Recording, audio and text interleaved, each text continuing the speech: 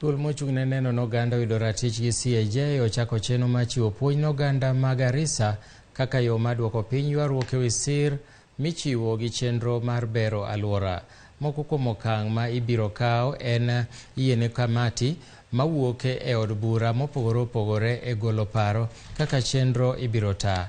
Chenro ma kamano isiro gi bengi mar piny ngima gomenda maromo siling milion 100 e counties mag Garissa, Wajir, Mandera to gi Tana River kendo keto konyo bero aluora ma counties go ma midhiero mar oro goula thoro kwako. In Kenya, we are either in two conditions, specifically in our regions. We're either in drought or we're either in floods. So those are the two extreme ends we are changing.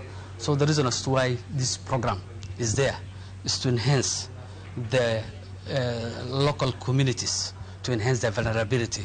So when we experience these types of shocks, at least they can withstand those the shocks. This program will or is being implemented.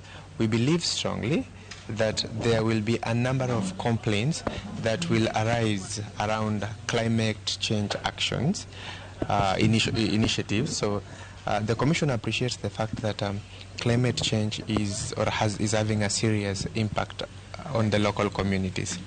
Like, for example, during drought, there are many issues in line with that.